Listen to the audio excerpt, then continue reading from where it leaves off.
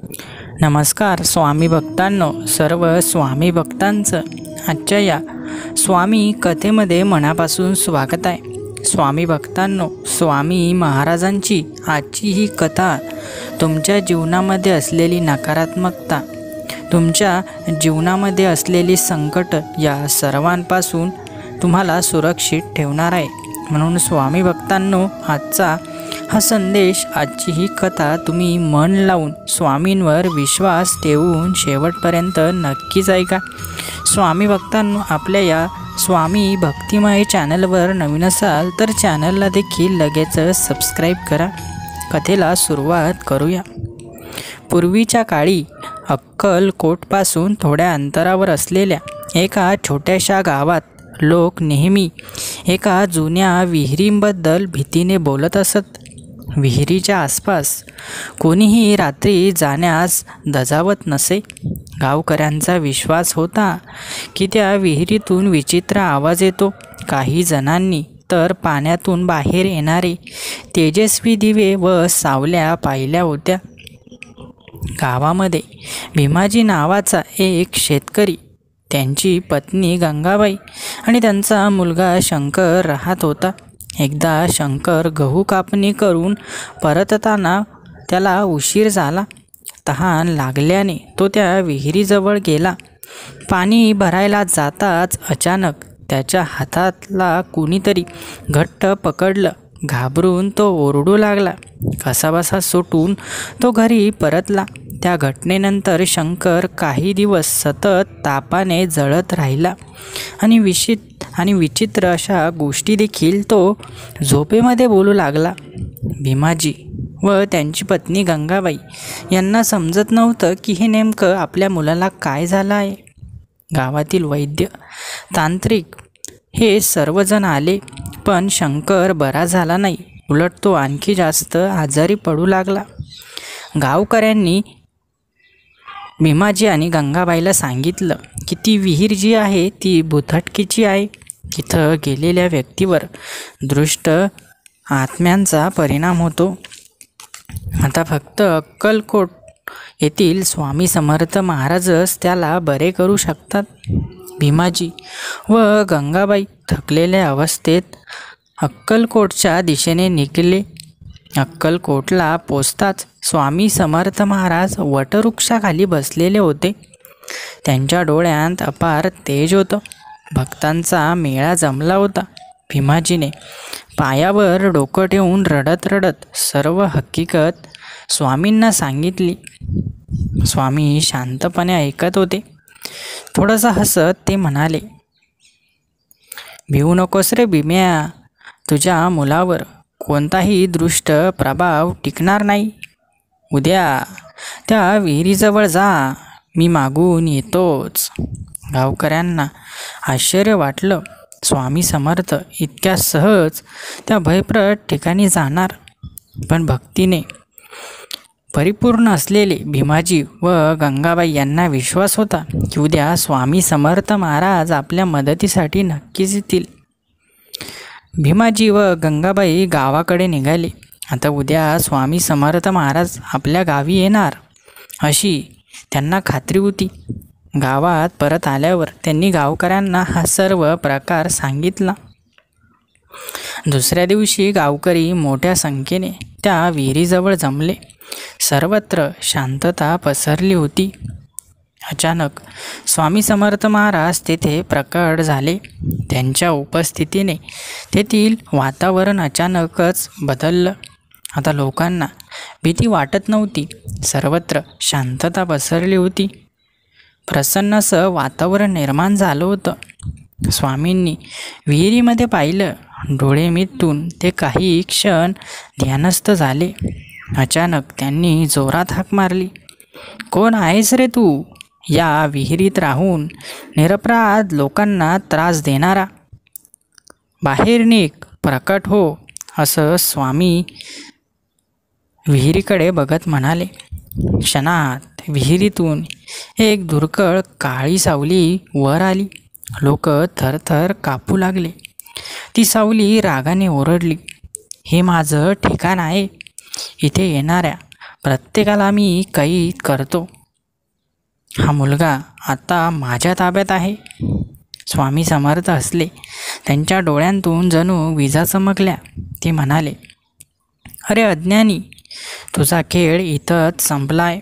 हा मुलगा निरपराध आहे. आता इथून तू कायमचा दूर निघून जा. हे बोलताच स्वामींनी आपल्या कमंडलातून पाणी शिंपडलं आणि काहीतरी पुटपुटले. ते म्हणाले, जणू अग्नीप्रमाणे जळायला तुला आता क्षणसुद्धा लागणार नाही. आणि खरोखर अग्नीप्रमाणे ती सावली जळायला लागली. ओरडू लागली. काही वेळाने जोरदार वाऱ्याच्या झोतासोबत ती काळी छाया अदृश्य झाली. त्याचवेळी शंकर, जो तेथे जवळ बसला होता, तो जोरात श्वास घेत उभा राहिला. त्याचे डोळे आता शांत व स्वच्छ दिसत होते. तो त्याच्या वडिलांकडे धावत गेला आणि म्हणाला, आई, मला खूप दिवसानंतर हलकं वाटतं आहे. स्वामींनी मला वाचवलं आहे. स्वामींचे मनापासून आभार मी व्यक्त करतो. गावकऱ्यांनी टाळ्यांचा गजर केला. सर्वजण स्वामी समर्थांच्या चरणी नतमस्तक झाले. स्वामींच्या या चमत्कारानंतर लोकांचा स्वामींवरील विश्वास आणखी दृढ होऊ लागला. दिवसेंदिवस स्वामींचे हे सर्व पराक्रम पूर्ण महाराष्ट्रभर गाजले. त्या दिवसानंतर ती विहीर पुन्हा कधी भुताटकीची वाटली देखील नाही. गावकऱ्यांनी ती स्वच्छ करून पिण्याच्या पाण्यासाठी तिचा वापर सुरू केला. भीमाजी व गंगाबाई आयुष्यभर स्वामींचे आभारी राहिले. स्वामी समर्थ नेहमी आपल्या भक्तांना सांगत असतात, भक्तांनो, श्रद्धा ठेवा, भीती काहीच नाही. जेव्हा मनात परमेश्वराचं स्मरण असतं तेव्हा कोणतंही संकट काहीही करू शकत नाही.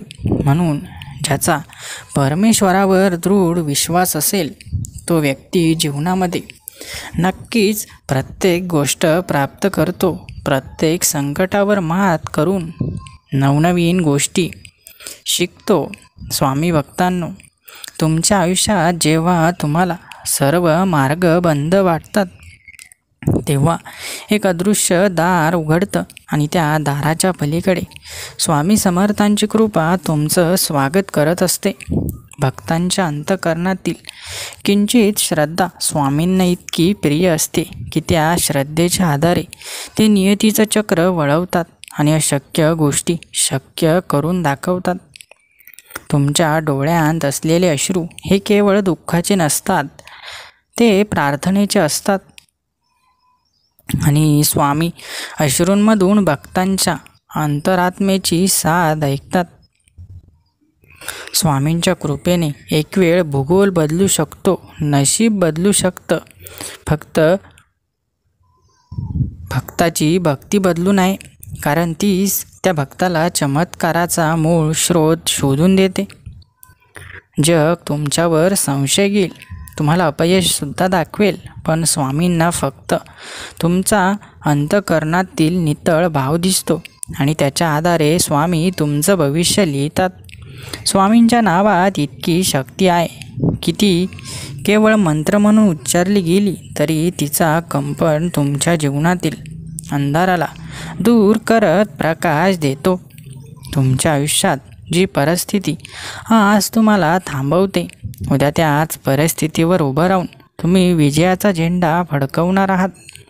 फक्त स्वामींवर विश्वास ठेवा. कधी तुम्हाला वाटेल की सगळं संपलं, पण ती वेळ असते जेव्हा स्वामींचं हस्तस्पर्श तुमचं जीवन नव्याने सुरू करतो. स्वामी समर्थ हे केवळ एक नाव नाही, तर ते एक सजीव ऊर्जा आहे जी तुमच्या प्रत्येक श्वासामध्ये, तुमच्या प्रत्येक विचारामध्ये जागृत होत राहते. कितीही घनदाट अंधार असो, एक स्वामींचं स्मरणच त्या अंधारात एक आशेचा दिवा पेटवतं आणि तो दिवा तुमचं मार्गदर्शन करत राहतो. कधी आयुष्य धुसर वाटतं, पण त्याच धुसरतेत स्वामी एक अदृश्य चित्र रेखाटत असतात, ज्याचं सौंदर्य काळानंतरच लक्षात येतं. दुःख आणि अपयशाच्या झळा कितीही तीव्र असल्या तरी स्वामींची कृपा त्या झळा शीतल करण्याचं सामर्थ्य ठेवते.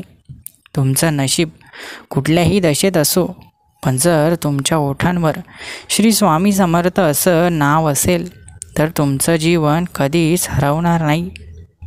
स्वामींना बोलून सांगायची गरज नाही. त्यांच्या चरणी नतमस्तक झालात की ते तुमचं मन वाचूनही तुमचं दुःख दूर करतात. स्वामी समर्थांच्या कृपेमुळे कित्येक अशक्य गोष्टी सहज शक्य झाल्या आहेत आणि आजही ती परंपरा अखंड सुरू आहे. फक्त विश्वास हवा. स्वामी भक्तांनो, जिथे विश्वास आहे तिथे चमत्कार निश्चित आहे. म्हणून स्वामी समर्थांवर अखंड विश्वास असू द्या. स्वामी समर्थ महाराजांची सेवा नेहमी करत राहा. स्वामी भक्तांनो, आजचा हा स्वामींचा संदेश तुम्हाला आवडला असेल तर या व्हिडिओला एक लाईक नक्की करा. आणि स्वामी भक्तांनो, रोज स्वामींच्या चमत्काराच्या नवनवीन कथा, नवनवीन स्वामी संदेश ऐकायचे असतील तर आपल्या या भक्तिमय चॅनलला लगेचच सबस्क्राईब करून ठेवा. श्री स्वामी समर्थ. जय जय स्वामी समर्थ. धन्यवाद.